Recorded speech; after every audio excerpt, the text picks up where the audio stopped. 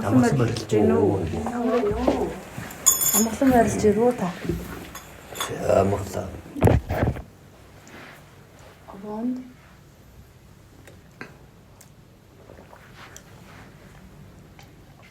Хамста.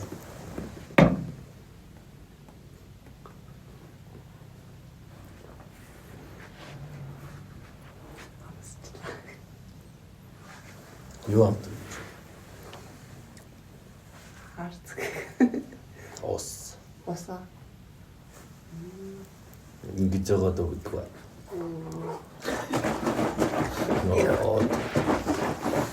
Томцоод байна шүү дээ. Яач сан доороо томчих шүү дээ. Дахиад өгнө шүү дээ. Арсан. Энэ үрдэл аарч юм да.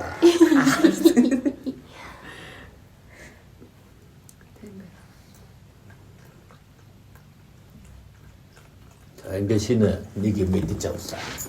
Тийм байна. Тийм байна. Хаарц чинь том юм. Сарвасан дээрээ тань. Та нэг мэдсэн л 7 онцжээ. Тийм үү? Тийм үү?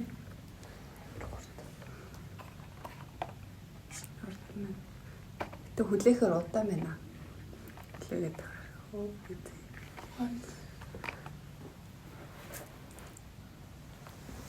Яргуулээ дондор нь улаас дээр згоо сайхрахгүй гарч. Манай нэг хагасан биш ч хурдан хагасан болоосэй гэдэг. Тань тэлж. Өдөр Өдөр хурдахсан. Ээж гайхаад. Зөвнэс би юу. Ингэсэн танах дундуур нь дуудагтай. За нэг ингээд хүүтэрч эхэллээ. Одоо ч жинхнээс нь түүж эхлэх цаг болсон байхаа да.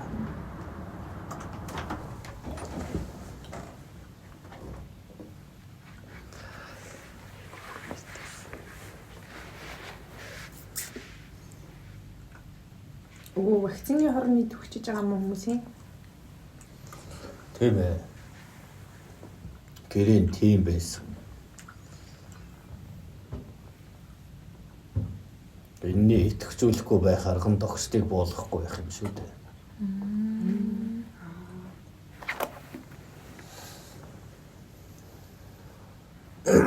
Вакцины эсрэг зан үйл бол тэр чигээр аргаа буурлыг чинь санаачилсан үл шүү дээ. Одоо тэгээ итгэвчээр яаж нөлөөлөх вэ? Зүрхэн нэлсэл эхлэх үү? Яг ямар хөө мэдрэмжүүд төрөхөд Эрчмийн шахаа орж ирнэ. Дээрээс нь тарианы хор. Итгэвчж эхэлнэ. Мөн дээрээс нь ертөнцийн эргэлдэх хүч хүртэл үүнд нөлөөлнө. Нийтийн байдлын зан авир хүртэл тогтворгүйжнэ гэсэн үг. Энэ зэргийн дунд хүн маш их ядарна.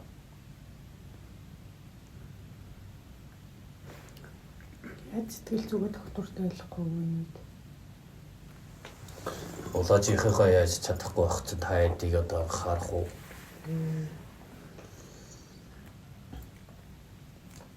Манай улаач ч бас та нартай л адилхан соринд явна шүү дээ. Ямар бүгдийнх нь ангид байгаа биш. Тэгэхээр хэлэхгүй. Нууц. Мэдэж байсан ч хэлэхгүй. Өрөөлч юм. Өрөөл болох хэрэгтэй. Тэгэхгүй улаач бас тэгвэл сэтгэл зүгээ би ингээ барьчих юм байна гэх тэгээд хойш суучих шүү дээ. Заримдаа чинь юмыг үзэж харж туулж тослого орлуулдаг шүү дээ. Тэгэхээр цэцэн ном гэдгийг тээжиллээгээд туршлага болдгоо маа л гэсэн үг. Чамайг зүгээр байхад энэ ингүүл энэ халуун энэ нь хүүтэн байдгийн шүүгээд зөвхөн битсэн байна гэдод. Тэгвэл тэр хүн халуун хөөртөн гэдгээ өөрөө мэдэхгүй бол тэр бичсэн зүйлийн л талаар л санаасан шүү дээ. Гэхдээ нэг л өдөр мартна. Бас өөрийн бие дээрээ хүрэлцүүгээрээ мэдрээд ялгаж таниагүй учраас бас л муухай гэсэн үг болно. Яг л энэ нийтийг бурхан ингэж байна, тэгж байна гэхэд бүгд л хараачгүй мэдрээгүй хийж ижил залбирдагтай адил юм.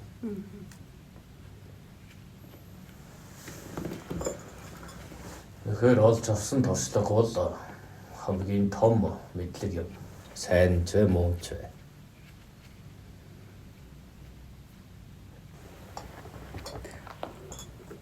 Тэрэн дээр өвөө заавал одоо өөрөө ингээд туршлага судлаад одоо ойлгоно штэ. Тэггүйгээр хүмүүсийн ч юм алдаанаас суралцаад ойлгож болох уу? Заавал тэрийг заавал давж толохгүйгээр гэх юм уу? Ингэж болдгоо байна гэдэг тийм юм гэх. Зарим хүмүүс бол та нарт жигшил төрүүлдэг. Зарим нь энэ шиг болохгүй юм шүү ч гэдэг юм уу, урам өгдөг. Зарим нь бол энэ хүний үйлдэл бол буруу юм байна гэдгийг ойлгодог ч юм уу.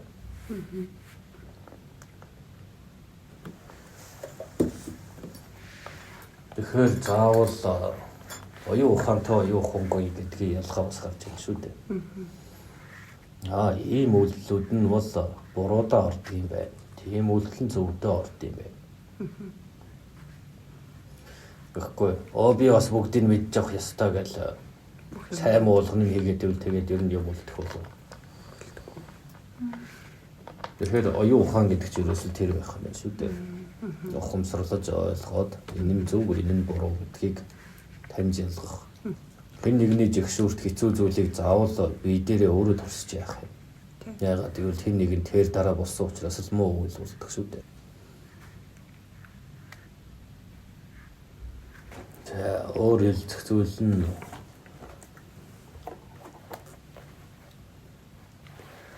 Өвөө зурхайтай холбоотой юм асуух гээд бид зурхай, хувь тавилан, мэрэг төлөг тиймэрхүү зүйл нь үнэхээр үнэн байд юм уу? Ингээд зарим нь таардаг, ер нь яг таардаг энэ зарим нь таарахгүй тохиолдлууд байдаг. Янз бүр. чиний амьдрал номонд бичигдсэн байвал чам таатай. Үгүй. Чи тэгж наслана. Тэдэн өр хүүхдтэй болно. Чи тэд насандаа өвдөн. Чиний зам чанар бол тийм. Чиний энэ бол ийм гэд. Бичээд өгсөн байвал чамд энд байх. Сайхан байх байна уу? Эсвэл уйтгартайгаар дуусгах юм байна гэж бодох болов. Шал уйтгах шүү дээ. Тэгээ ихэнх хүмүүс хувь тавилан эсвэл цаанаасаа бичигдсэн гэж тэгээд байгаа юм шиг санагдав. Тэр үеэс одоо хүн гэдэг орчхой ертөнцийг танин мэдэж авсан байна. Түүнчлэн одоо энэ жил гэдэг нэршил байна шүү дээ. Энэ сар гэдэг хэд хоног байдаг үлээ. Сарны байдлаар хэмжиж үзсэн байна. Нарны тосгол гэдгээс нь бас хамаарж ийм тийм байна гэж ялгадаг болж эхэлсэн байна. Жишээ нь Монголч бас тийм шүү дээ. Өвөл болдог, хавар, зун, намар дахиад өвөл. Энэ мөтийн ажиглалтын өргөндөс бол тоолох ихний хичээл болж байгаа. Дэс дараалалтай тоолох тоо шүү дээ. За өн дээр яваад байсан сүүлд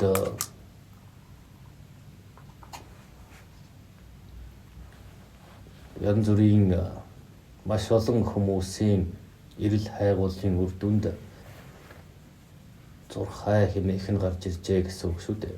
Од гариг хэрэгсийг судлах, ажиглах, тандах, тэр болгоныг нь тэмдэглэж хөтлөнө. Ингэж өн эртнээс явсаар тэр зүйл баяжигдаж ирсэн байна. Нөгөө дэс дараалан тоолох ажил нь нарийн задаргаанд орсон байх нь шүү дээ. За энэ ч н одоо нэг улирал нь тэдэн сар үргэлжилдэг, тэднээс тэдний хооронд ч гэдэг юм уу. За энэ сар нь болохоор ингэж байгаа дүүрдэг тэд хондгийн байж гэдэг юм уу. Тэрхэн сартай өдөр нь тэд хондгийн байна гэдэг бүр нарийн тоолж эхэлсэн байна. эндээс үүдээ давхар эрдэмтэд нь ухаалаг өрсүүд нь тэмдэглээл байсан байна. Түүн дээр нь нэмээд юу болсон гэхээр за тийм сарын үед тийм байх нь энэ үед нь ингэдгийм байна гэх мэт нөлөөллийн байдлыг ажиглаж эхэлсэн. нөгөө Майячуудын одоо ер нь Индиан Америкийн ургуул Индиан гэсэн үг тэдний нарны тоололыг алдартай байдаг л та. Тэснэ тэр нь тэр тоол нь явсаар 2012 онд төгсчихсөн. Одоогоос 13 орчим жилийн өмнө.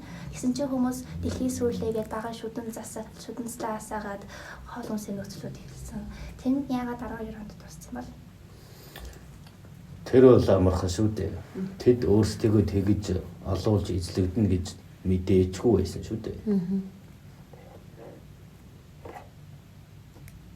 600-700 жилийн өмнөөс тэр зүйлийг тэмдэглээд за энэ дээр нэмээд үргэлжлүүлээд ингээд бичин шүү гэд тоолох байсан юм ин хэдэн дээрэмчд ирээд бүгдийг талаад дуусгацсан бол яах вэ? Тэрэн дээрээ тэр тооллоо бичих нэгэн үлдэнэ гэж үү? Бүгдийг налаад дуусгацсан юм шүү дээ. Гэтэ одоос жоохон үлдээ. Тэгэхээр төгсгөл биш байх нь шүү дээ. Тэр хүртэл нь мөхөөс өмнө 500-600 жил бичээд тэмдэглэсэн ч байж болно шүү дээ. За ингээд хэдэн он хүртэл. За тэгж жагаад тийм ясал болсны дараа ингээд үргэлжлүүлээд ингээд тэмдэглээ явах юм шүү гэх гэтэл гинтийн ол цайсан дээрэмчд нэрээд алж хадаад тоноод хүчрхийлээ. Мөхөөгөө ицсэн бол яах вэ? Тэгвэл тэрийг тэрлэж бичих улс байхгүй болчихлоо.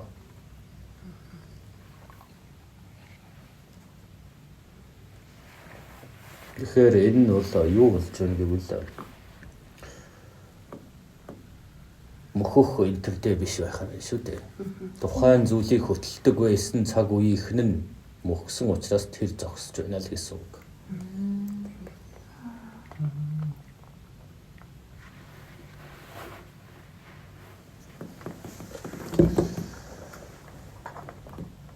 Өөр шишин шүтлэг нь хүртэл тооцоолоод хизээнэ. Хөгжиж энэ болгоныг тооцоолж нэгэнт жил болох нь тэдэн жил болоод ийм болно гэх мэтэй тооцоолсон бол яах вэ? 5-6 мянган жил ихч зурж болно гэсэн үг. Хүний гарын алган дээр хувь тавилан бичигдсэн байдаг гэдэг нь үний юм болов уу? Ер нь гарын алганд ийм мэргэлдэг юу мэрэг хүмүүгийн үед үүссэн. Тэгтээд монголчууд гарын алгаа харуулахгүй байхын тулд ингээд нуугаад цайгаа ягалдаг байсан их тиймэрхүү юмнууд байт юм байлээ. Тэгээд ер нь бусад хүмүүст гарын алгаа харуулж болохгүй гэдэг гэж зарим нь хэлдэг. Тэгээд яг тэдэн насандаа ингээд тэдэн насанд чинь чам тийм юм тохиолдно. Тэдэн насандаа чи тэгвэл чи өхөж болдошгүй. Тэдэн наснаасаа чи жаргаж баяжна гэд тийм хүү зөвнөл. Гэтэ ер нь их нь бэлтгэсэн одоо сүүлийнх дээр явж байгаа нэг манай нэг алга харна гэдэг нь тэрийг уншиж судлахын тулд хэдэн хүнийхийг уншсан бэ гэдэг тэмдэглэл байх хэрэгтэй. Тэгвэл нэг хүн бас хүний алгыг хараад тэмдэглээд яваад иж болно шүү дээ. Нэг дордс ашиглаад. Энэ бол тэр тийм газрын тийм. Гэтэл энэ газрынх бас ийм өөр байна гэх мэт. Одоо та нарыг хүртэл ямар нэгэн байдлаар хээ болгон адилгүй учраас тэмдэглэж л байгаа. Үүнээс болж тэр болгоныг бүгдийг шинжилж байгаа да. Ажиглалт дүгнэлт хийсэн байж болно да. Маш олон мянган хүн, маш олон 100 жил энэ зүйлийг судалсан ч байж болно шүү дээ тагж. Тэгээд дундчилж гаргасан гэсэн үг. Энэ тийм үеийн тийм ийм юм нь болохоор энэ хүний амьдрал одоо тэр хүнийг тэдэн насандаа гэмтэн тийм үедээ гэмтэн гэвэл яг тийм тохиолдлын хүмүүсийг хэд харсан бол. Тэгээд одоо тэмдэглэсэн байх шүү дээ. Тэр тэмдэглэсэн олноос за энэ адилхан тэмдэгтэй тийм тохиолдсон хүмүүс нь ийшээ.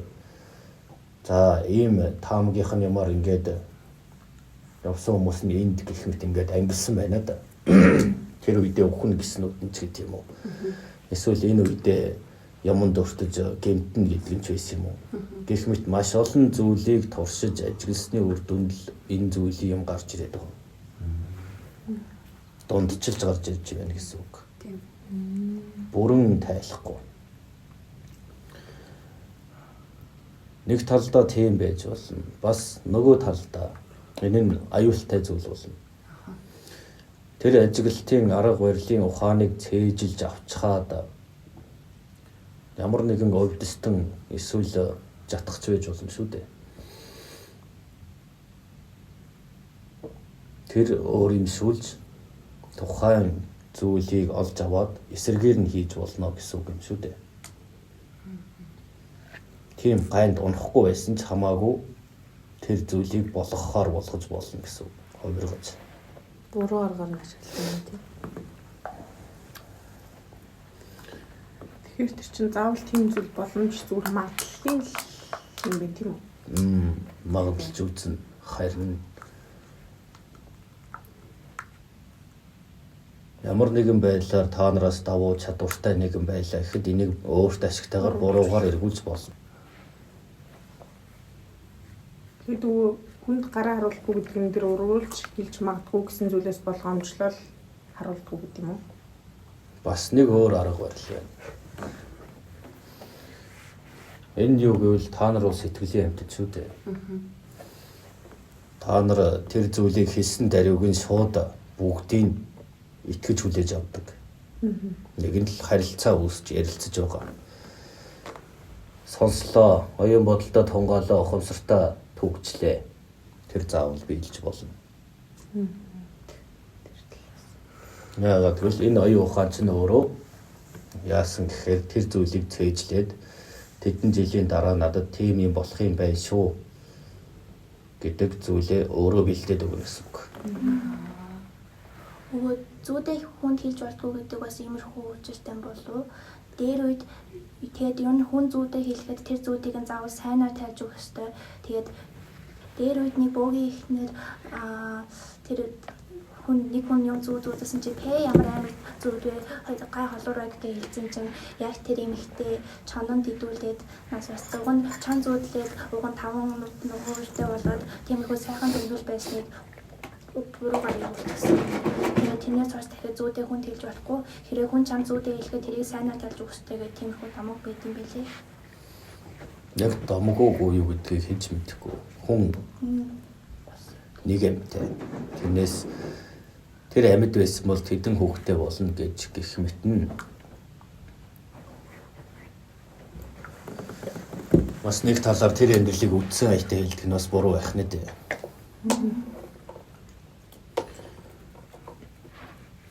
Энэ мэд зүйл дээр далд нарийн ширээнийг мэддэг өрсөдл энэ дээр эсэргээр нь юм хийж болдог, эвдэж болдог, эсвэл өөрийг нь өөрөөр нь хорлож болдог.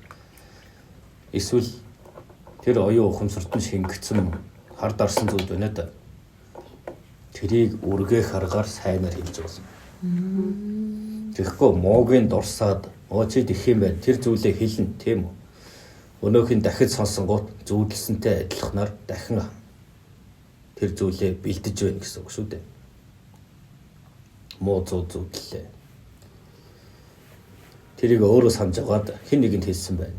Гэтэл тэр хэн нэг нь амын дагуулаа тийм байна, ямар сонин амар юм бэ гэхэд тэр хүн өөр дээрээ дахиад тэр зүйлээ ойлгоод бүрэн дурсамжлаа хадгалах гэсэн үг. Тэгэж хадгалаад ирэхээр яах вэ? Та нар оюун ухаанаа бүрэн ашигладаг учраас тэндээ хадгалаатай байж гад тэр юмаа бэлдэж өгдөг гэсэн үг. Тэгэхээр сайнаар тайлах нь бас учиртай байх нэ. Тийм ээ. Нэг хэсэг юм хүмүүс нэг нууц гэдэг нэг номыг юу вэ гэдэг одоо нөгөө мөрөөдлийн самбар шиг гэх юм уу? Мөрөөдлийн самбар гэхээр өөрөө ингээд нөгөө мөрөөдж байгаа одоо 5 жилийн дараа би тийм юмд хүрнэ гэд тэгээ яг 5 жилийн дараа би яг ийм юмда хүрсэн байна. Яг одоо би одоо бодол маань биелсэн байна. Гэсэн тийм одоо яриа гэх юм уу зүйлүүд нэлээ явдаг байсан л да. Тэр одоо ямар учиртай энэ одоо өөрийн нөгөө бодол дотроо ч юм уу толгой дотроо одоо яг ингэж кодлоод тэгээд хүрсэн байна гэсэн үг. Кодлно гэж үгсэг үлээ. яг одоо толгой дотроо цээжлэн гэх юм Төгжин уу? гэсэн юм уу? Төгжээд яг за би одоо 5 жилийн дараа Масаа. тэр юм болов гэж бодчих. Тэгсэн хэрнээл шөнө унтаал өдрөн цунтаал хийх юм байхгүй тэрлүүгээ ширтэл нэг нарыг цэнгичээл тэгэл өдөр хоногоо өнгөрөөгөл би тэгээд байна гэвэл тэр хүнд тэр мөрөөдөл нь биелэх үү? Билгүй. Тэгэхээр юу хэрэгтэй гэвэл эхлээд маш сайн төлөвлөгөө хэрэгтэй гэсэн үг. Яг л уул давхтай адилхан. Тэг бараг бодлын одоо хүчээрэл юм мөрдөг ухааны л юм. Бодлын өвчээр хүрэхэд хангалтгүй. Энэ чинь бодлоор амьдэрдэг бас ертөнц биш шүү дээ. Өвөлдөл шаарддаг ертөнц.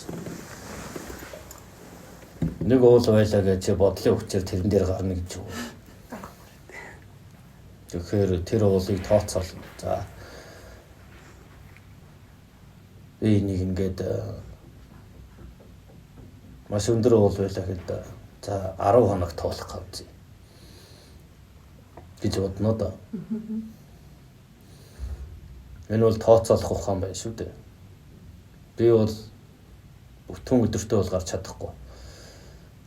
Тэгэхээр 10 өдөр бол болно гэх мэт. Баримжаалах арга барилаар явж тооцоолж.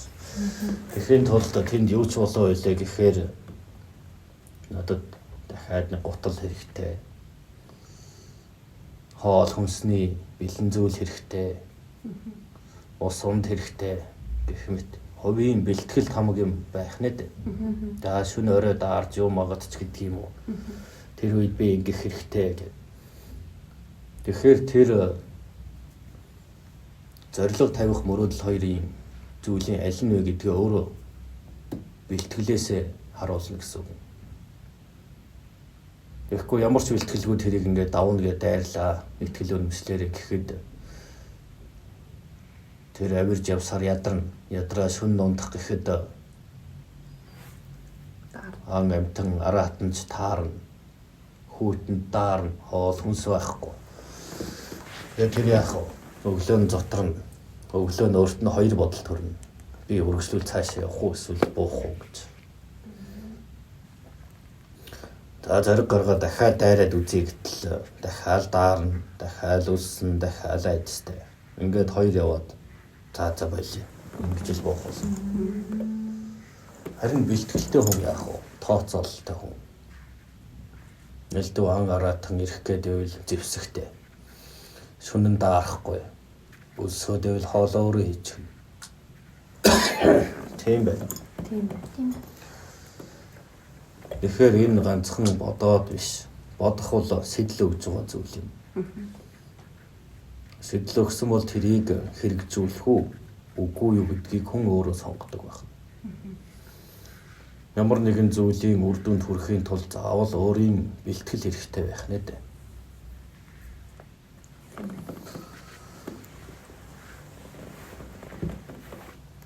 Тэгэхгүй өдөр шөнө хамаагүй туулна гэдэг зоригтой хүмүүс ч байдаг. Гэтэл тэр хүн унтаж амрах ёстой. Дээрээс нь харанхуй төөрвөл яах вэ? Уул руугаа яваад ирсэн хөндлөнгөөр өөр тийшээ төөрөөд явсан ч байж болно шүү дээ. Эсвэл уруудах ч юм уу. Ингэсээр уулаач харахгүй, газарт орохооч харахгүй юм бол яах вэ? Яг л ойд төөрж байгаа бит. Та нар ойд төөрж үзсэн үү? Харанхуйд бол төрчихсөн. Ер нь төрж үзээгүй юм байна. Та нар тэр донд ороход хизээний зүг чиг алдах болно. Тэгчтэй юм. Үлдсэн байна. Хоошоо яваад ийн гэл яадсан ч урах шавьсан. Дандаа хүн дагаа явж идэг болохоор төрж байгаа. Тэгвэл та нарын ахуй амьдрал гэдэг зүйл чинь ерөөсөө л харанхуй дунд ой дунд явж байна л гэж бод.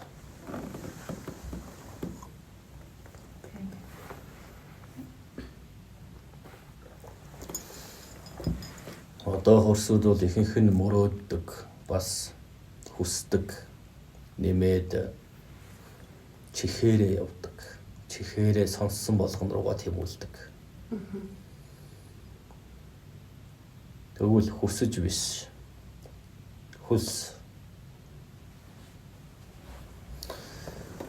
Нөгөөх нь болохоор мөрөөдөж биш, зорж.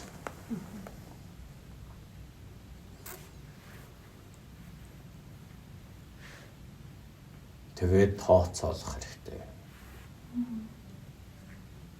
Бас тэгээд тууштай адил чухал ах л та тий. Өргөж байгаа та сахилгаа тууштай. Нүдээ ашигла гэсэн үг. Ухаанаа ашигла, согингаа ашигла. Өө ор зориггүй амьдраад байвал юу болох вэ? Хүмүүс ер нь хөвчлэн ингээд тэдэн жил улсдаа зүтгэсэн. Тэгээ одоо тэтгэвртэй гараад одоо за ингээ хийх юмаа хийчлээ. Одоо тэгээ зориг одоо нэг зоригтойгоо шаардлагагүй юм байна. Тэгээд бусадтай гараад тэгээ сайхан амьдрал гэдэг тийм үү байдаг. Тэгэл хордон хөтөлж хөгсөрдөг үстэй. Сэтгэлээрээ өөрийгөө булшилж байгаагаас өөрчлөе. Тэгээ хүмүүст яаж цагийн ивэл нэрх вэ?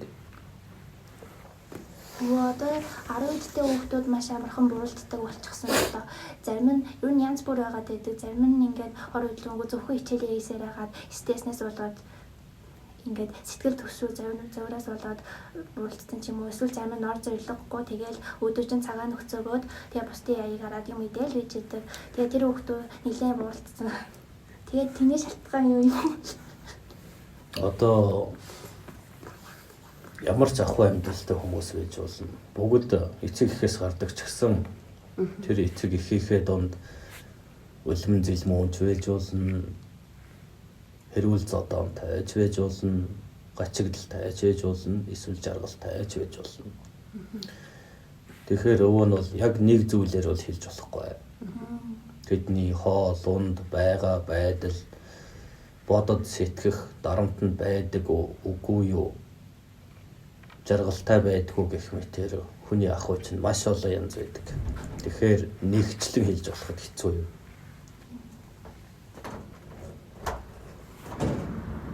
Тэгээ өмнө нь ингэж ийм эст бууралддаг байсан болов. Гэтэ хүмүүс тайлбарлахдаа энэ удамшилтай холбоотой гэдэг. Тэгээ сүүлийн үед гэдэг нэлээд бууралдж байгаа харагдаад байна. Эсвэл нарны идэвхжлийн жилүүд болж байгаа учраас хит их шин тижэл алдж байж болно. Заавал далд ертөнцийн их эсвэл хоол хүнс зан авир удамшилтай холбоогүйгээр гэвэл хамгийн ойрын зүйл бол маш хурдан овор нэмж бас маш хурдан бууралдж байгаа бол тэр шин тижэл алдж байна л гэсэн үг шүү дээ. Тэгэхээр энэ нарны идэвхжсэн хурц туяанд шарагдаж түлэгдэж шим тижэл алдснаас болох магадлал өндөр. Шим тижэлээ алдахгүй байхын тулд яах ёстой бол сайн нөхөөл байх хэрэгтэй. Эсвэл дасах хэрэгтэй.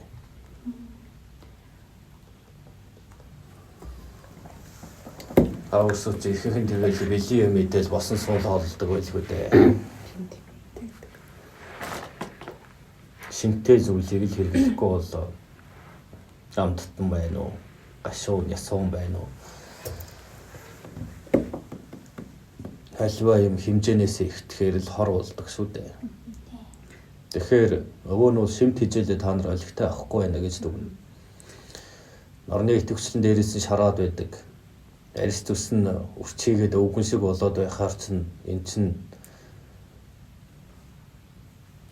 муудаж байна гэсэн үг. Сүүлийн үед хүүхдүүд маханд маш муу болоод байгаа. Тэгээд тэрнээсээ ерөөсөө уураг хэрэгтэй уураг шим тижээлээ авч чадахгүй байгаатай холбоотой болов. Ерөөсөө сүүлийн үед дахиад хахааны махыг их иддэг болсон. Тэгээд Солонгос, Япон улсуудын халуун ногоотой, давс ихтэй, нүүрс устай улсуудыг тэгээд тэгээ ер нь мах тийм хөхрөө ханы мах идэх нь орчичоод байгаа. Тэгээ мал нөсөд байгаа юм уу? Тийм. Одоо 80 сая өрсөн байх уу?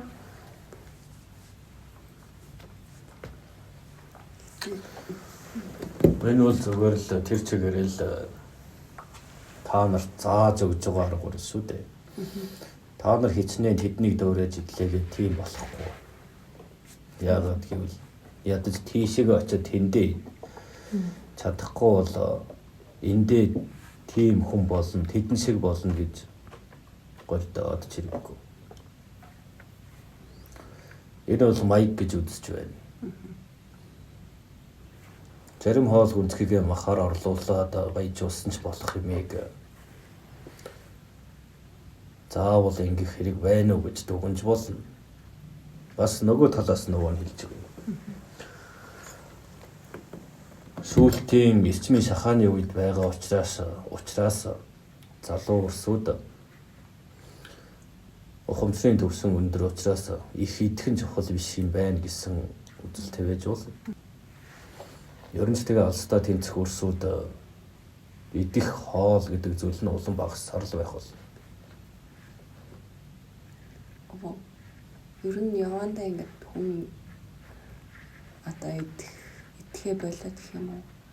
Эрчмээрээ хооллож болох агаараар ч юм уу? Тийх боломжтой болов. Одоогоор болоогүй. Нөгөө 5 эрчмийг ашиглаж чаддаг байсан өмнөх төрөлтнүүд тэгж холддог байсан уу? Заавал хоол идэх шаардлагагүй. Холимог гэж хэлж болно.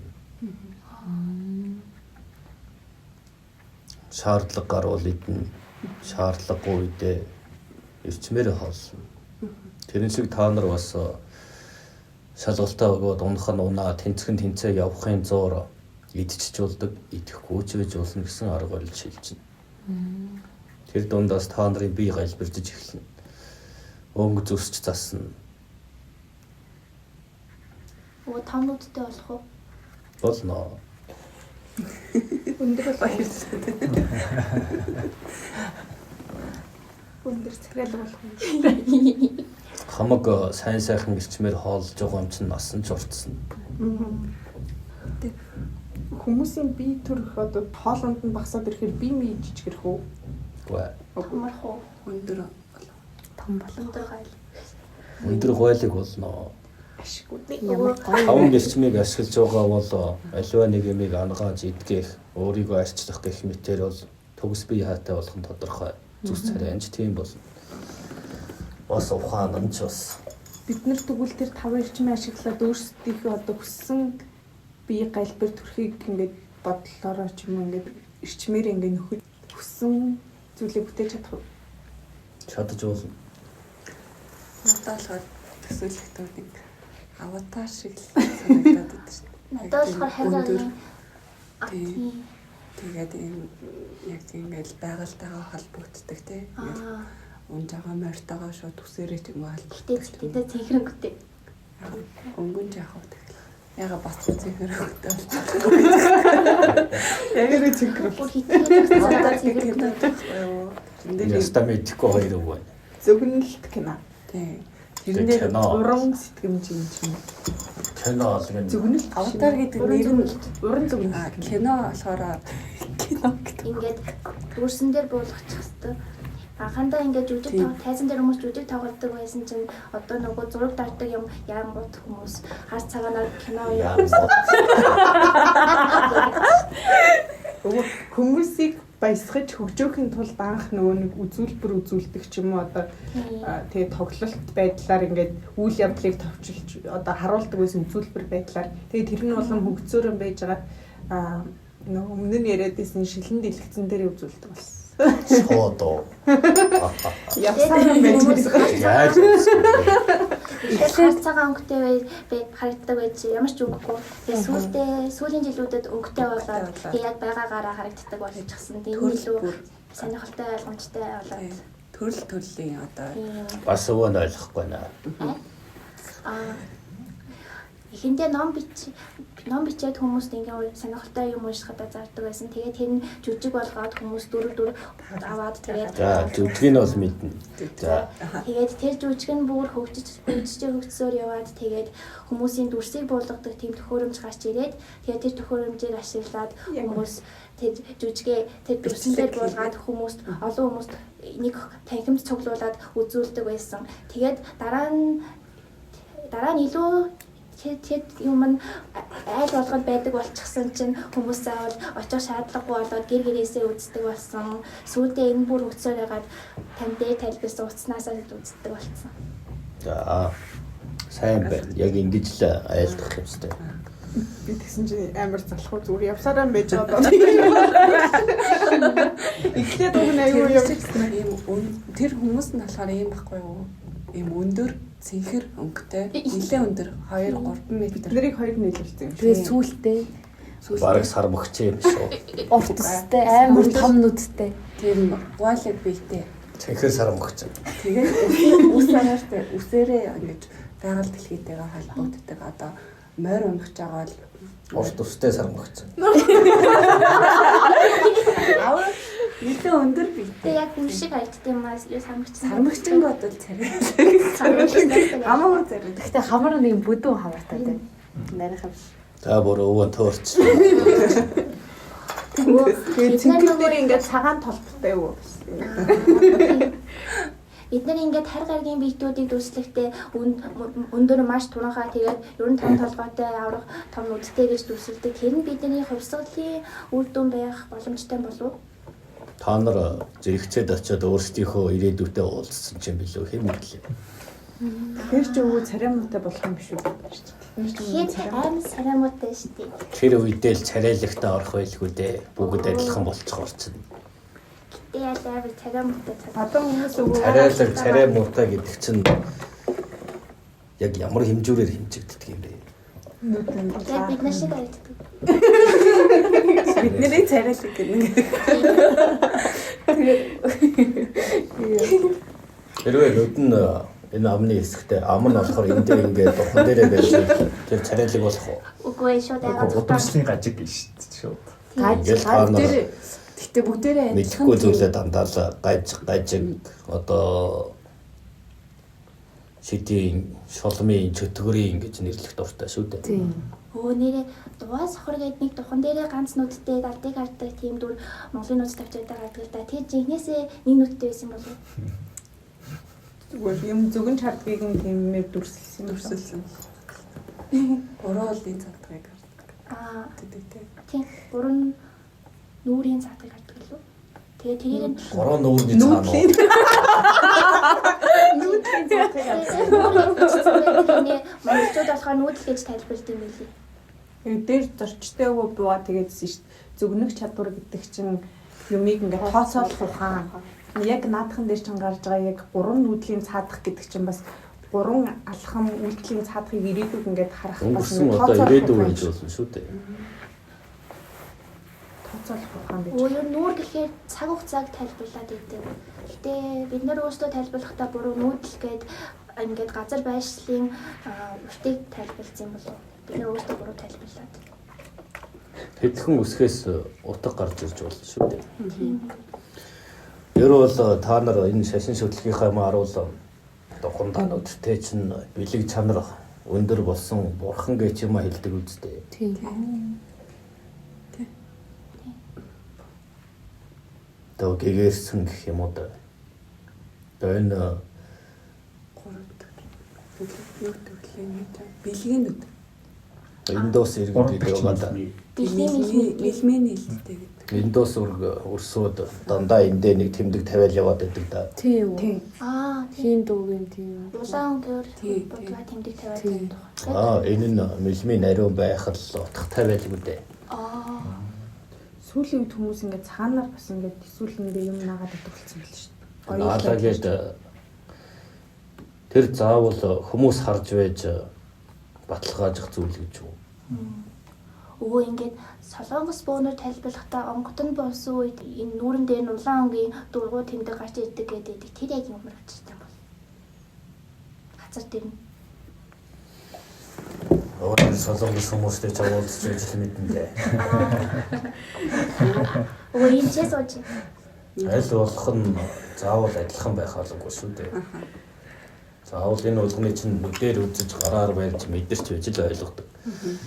Тэгэхээр энэ нь юу хэлж байгааг гэвэл альва нэгний бас үгүйсэхгүй байх боломж юм. Тийм байна. Өөр очиж үзэж байж л мэднэ. мэдэрч үзэж байж. Тэрнээс ам дамжуулсныг бол шууд ийм тийм гэж бас болохгүй. Мөн мэлмийн нээлттэй байна гэхээр ямар чадвартай байна гэсэн үг үү? Та нарын ямар байдгийг. Яг яаж хаах вэ? Яаж нээдэг юм бол Мэдрэх чадвар өндөр ах юм болов уу? Эсвэл Тэгээ би ингэж бодсон шүү дээ. Тэр мэлмийн нэлдээ тэр хүмүүс чи сүнс чөтгөр мөтгөр 70 зүйлс мэсийг харт юм шүү. Тэгэхээр чи баг харахгүй байсан ч тэр Зүүн сувингоо Бөөвишгийн нэл сүнс чөтгөрийг ба за сүнс албан тэрэнгүүдийг багасаа хардаг тиймэрхүү хүмүүс байгаад байдаг. Тэгээд тийм юм байна шүү дээ. тийм дээр биш ээ. Та нарын бүгд нээлттэй байдаг. Бүх юм чинь нээлттэй. Гол нь хорвоог үзэх, ертөнцийг үзэх үзэл, бодол санаа чинь тэрийг хаадаг. Тэрнээс тийм юм тусгай гэсэн байхгүй байх тийм бүгд адилхан. Даанч дор бүрний зан авир бодол санаа өөр учраас тэр нээлттэй зүйлсээ анзаардаг бай. Хаачдаг бодлын хүчээрээ. Үнэхээр болж байна уу? Ойлгохоор байна уу? Тэгвэл яаж анзаарах вэ? Хэлэхгүй. Эхлээд шүүлт нь өргөнжвэг явцын донд хасагдаад ирнэ хүмүүс нь. Тэгж жагаад өөрсдөө та нар нэ. Ингээд нүдэндээ гэмтэл аваад гинэт тийм сүнс тий албан тэрэн хардаг болох боломж байдгүй. Нөгөө манай хамаатны ах ингээд нүдээ цохиулсныхаа дараа баахан сүнс чөтгөр хараад тэгээ барыг шараад руу явах шахсан юм л та. Гэхдээ тэгэнгүүт тэр нь яг гимцэн нүдээ таглангууд зүгээр хараад байгаа. Тэгээд нүдэндээ апрес хийлгээд зүгээр болчихсон. Нүдээ эмчлүүлээ зүгээр болцсон. Яг хөө тийм осол элдв зүйлээс болж энэ та нарын амьд байгаагаас гадна энэ хийд өртнүүдийг аждаг байх боломж нэгдэж болно. Гэхдээ энэ хүнийг маш их тамалдаг. Тэр хүн бэлтгэдэггүй учраас тэр зүйлийн донд гинт хараад эхлэхээр ямар байх вэ? амар. Яаж яхад нөгөө Солио орох дээрээ толно. тийм бусад гэрийнхэн маань болохоор тэр ахыг архины солио тусаад галзуурсан тэгээд ер нь галзуугийн дөрөв уулах шахаад харна би нөгөө энэ тэр нүдэрээ зүгээр хараад байхыг анзаараад тэгээд энийг эмчилчгээд болох юм байна гэж бодоо тэгээд ер нь явуулахыг нь болчихсон. Зөв бай. Хүмүүс яадгийг мэдчихв. Мэдэхгүй зүйлээ хүмүүс дандаа үгүйсгдэг, бас айдаг. Тэгээд бас ад үздэг.